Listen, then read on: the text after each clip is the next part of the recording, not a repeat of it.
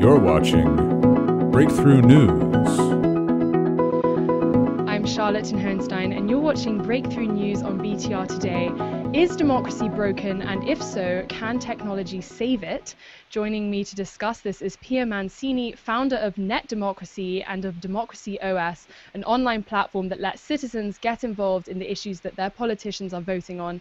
It's already being used by the Mexican federal government and by a watchdog organization in Tunisia. So congratulations, Pia. That's very, very exciting. It is, thank you. So every country in the world except for 4 claims to be a democracy. And yet there seems to be this sense that there's a disconnect between citizens and the people representing them, even in developed nations like the US. And we see this sort of dysfunctionality play out every day in the headlines in varying ways. Do you think that we're seeing a crisis in democratic governments in general? Would you say that? Yes, I do. And I would say it's a crisis of representation. I would say it's a crisis that is related to a huge and increasing gap between governments or the political system and the citizens. So it's institutions that they've been designed in the 18th century, and they've been put in place in the 19th and 20th century, but they're trying to govern a society of the 21st century. So while our ability as citizens of expressing ourselves and being able to voice our concerns, our ideas, our projects is increasing, it clashes with a system that I believe is no longer able to dialogue.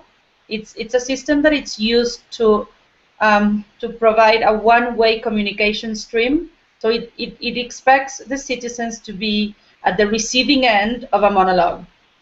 While at the same time, internet has completely changed the way we communicate, the way we express ourselves, the way we relate to one another. And I believe conflict is definitely bound to happen.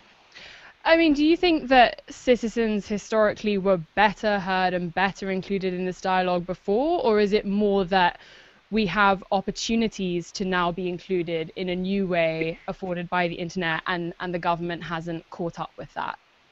Yeah, we've gone backwards, or you think we're not moving forwards in the ways that we can? I think it's the latter, definitely. I think that the representation by proxy as a system made sense for a time where citizens couldn't take place in the spaces where decisions were being made, because obviously you had constraints that relate to our physical world, that relate to the distances that you had to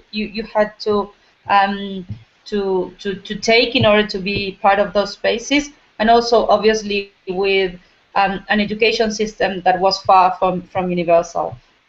So it did make sense that you would delegate on representatives decisions that affected your life, but that our ability, as I said, to participate in those decision-making conversations has completely changed. And government has not been able, or the democratic system has not been able to adapt as fast as we change as a society. Now, you are from Argentina, right? And you worked in Argentinian politics between 2010 and 2012. And this is what made you disillusioned about the process, at least in Argentina. Can you talk about specifically what you saw? Because I know you mentioned that there seemed to be this focus on appearances with politicians, that the issues were getting lost in the discussion. Can you talk a bit about that? Yeah, so on the first place, yes, I think that we were discussing people instead of ideas. Okay, so I guess that also the downside of the internet is this sort of overexposure where we as a society are, I think we're walking this line where we are becoming this sort of audience society, right, of a reality show that politicians put up for us. But instead of asking for demanding transparency about processes, about decision-making processes, I think we're demanding transparency on the person itself, right? And so more and more we keep sort of discussing if one person is sort of good or bad, to say it in simple terms, instead of discussing which issues we care about. So that's sort of one aspect of it. Another aspect is obviously, look, when I was younger and I was working in civil society, I believed that part of the problem had to do with leadership, with the type of leaders that we were, I guess, educating or producing as a society, right? And so I thought that the work we had to do was, how do we train these people to become better public servants, right? To be better at making decisions that impact society. But once I started campaigning, I realized, if you want, that the problem is systemic. Even if you put Gandhi there, you would have problems, right? Because all the incentives are wrong, right? If you have MPs or representatives that have loyalty and need to have allegiance to the political parties and not to the constituencies, which is the case of Argentina, then it doesn't really matter who you end up occupying that seat, because if they want to stay in that place, they need to have loyalty to the party and not to the people. So I think that there are many things that started showing me that the problem has to do with the system. So what we need to do is, there's a phrase that I love by Buckminster Fuller, that he said that you're never going to change things fighting existing reality. What you need to do is think of a new model that makes the old model obsolete. So that's what we're doing. That's sort of what we're trying to achieve here. How do we rethink democratic institutions for the 21st century society? So to that end, you started Democracy OS, which is the first project of Net Democracy. Net Democracy explores how technology can influence the political process, and Democracy OS is kind of the first baby to come out of that.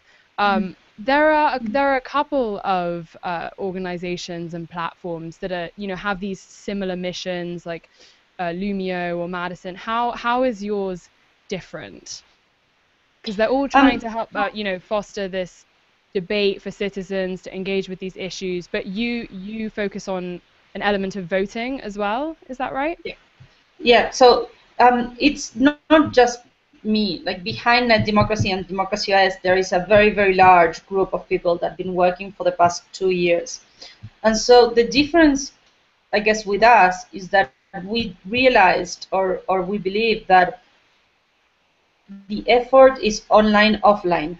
So you can build really nice working technology, but if you do not have an actor that is actually able to discuss as a peer in the political system, then you're just going to be really nice, really good technology. So what we did was we built a political party. That's the Net Party.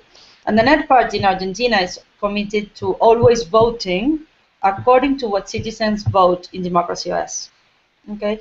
So we believe that the political party is an offline component of one big system.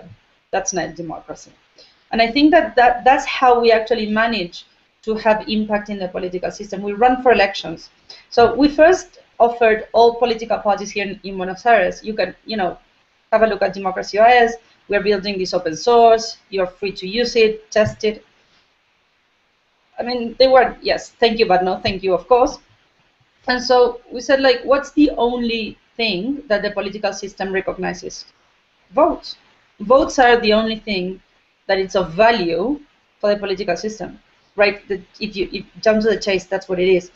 And so we said, okay, let's go get some votes. And that's what we did. We built our political party, we ran for elections, we did a pretty decent job, and that's when other actors of the political, and also we took the most radical stand possible. We said, if we win a seat, we're going to vote always according to what citizens decide in Democracy OS. Okay, so it's going to be a mandate. Whatever gets decided in Democracy OS is going to be mandatory for the Net Party's MP. And that's really radical for anyone, any country in the world is very, very radical. And I think that's what open up a whole space, sort of maneuvering space for other actors of the political system to engage with technology in a different way. So with regards to Lumio, for example, in particular, sorry, just because there are friends, so I don't see us as competing platforms. I think we complement each other really well. So they're very good for bottom-up approach, So for smaller groups that have to build a proposal from scratch, we're really good to scale that to the millions once that sort of first proto-proposal is in place. So we're probably going to do that together, take the world together. Well, good luck with that. I want to return to this issue on votes and what they mean when we come back after the break. There'll be a brief excerpt from this week's episode of Serious Business featuring Slave.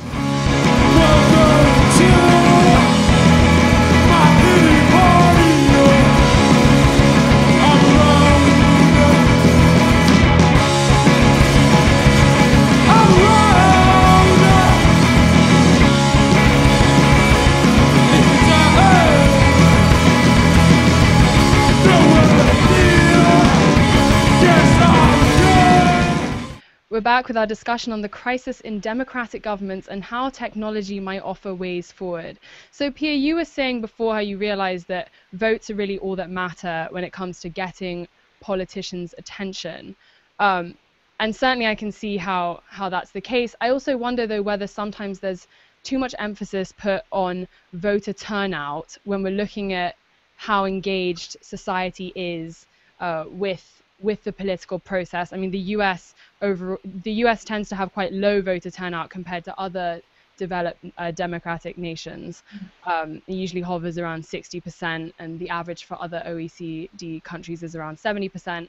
I wonder though if it's not just about getting someone to a voting booth so that they can cast a vote, but as you've been talking about, getting them involved in the issues first and foremost, and getting them engaged with them and talking about them.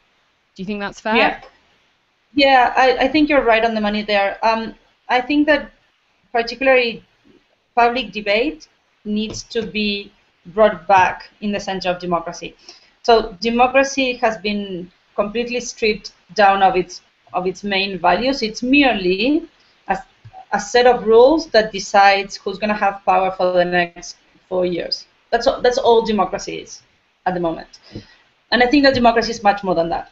And we need to make it more than that. So if our only interaction, just think about it this way, if our only input to the system is a vote every 4 years, it's nothing.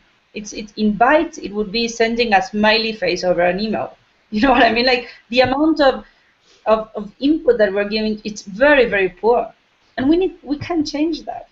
We can broaden sort of that bandwidth, just to stick with the analogy here, but we can bring back public debate in the center of what democracy means, because and with technology and with the internet, and also because this means that we as a society are going to have to be okay. So if public debate and participating in spaces where decisions are being made, it's back as one of the core values of democracy, it means that we need to educate a society that's able to participate in that way.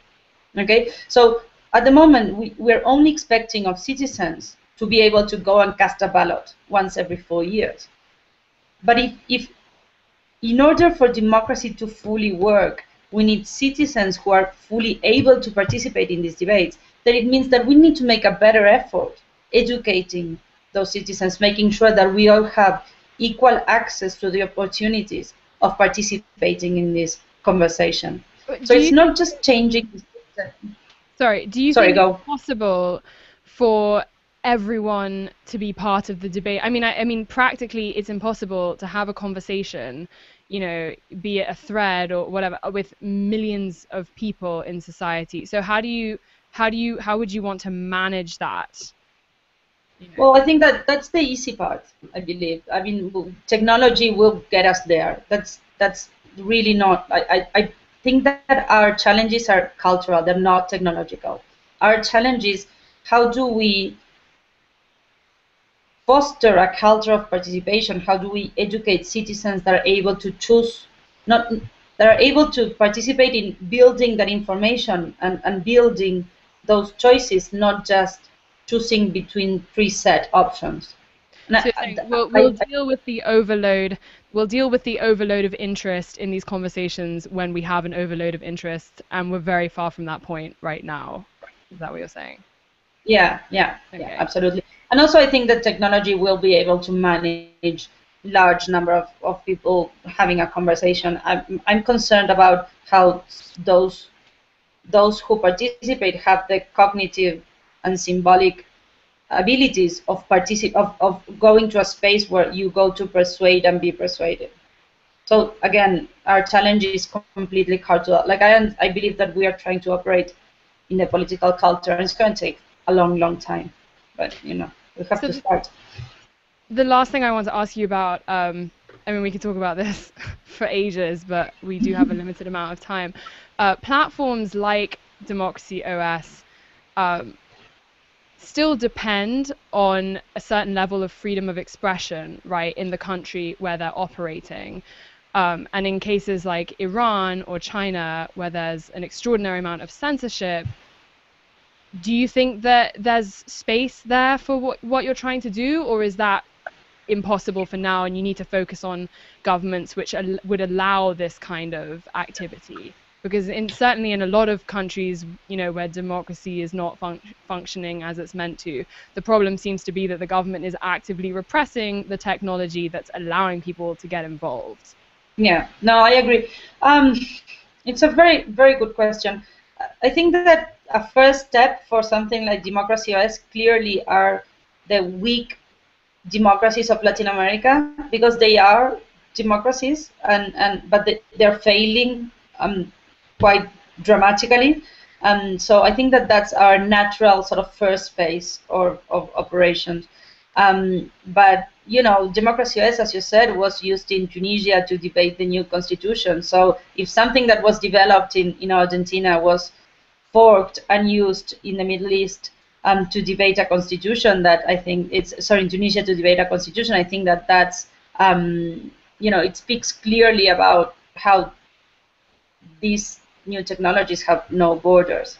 So I don't know. I would love to see it grow in a country that that has an authoritarian government. I would definitely throw my weight behind that project in a blink. Look, also Egypt is a very good example as well, because the whole Arab Spring was it's a very interesting process where social media was used to mobilize large number of people, and in Egypt in particular, those mobilizations ended with a very authoritarian government. I think there are challenges. How do we use social media technology and the net in general, not just to mobilize people, but to discuss what institutions do we want next, to actually build the next step, to say what's democracy for the internet era, and being able to have that conversation and actually have the political impact to do something with that. I think that's the challenge of the next wave that's coming now. We are going to have to stop there. I'm going to finish with one of your quotes, which is, "We need to decide what democracy for the internet era looks like," which I think is a perfect way to sum it all up. Thank you so much, Pia, for joining me today. Viewers, check out Democracy OS. Check out its Kickstarter campaign, which is going on to raise money for its full development. And thank you again, Pia. To continue the conversation, share your thoughts with us on Twitter @BreakThru News, and we'll be right back in a moment after this quick excerpt from a special episode of Live Studio featuring Toy. Shifting circles rolling wide, changing like the endless tide, death by the signs I hear.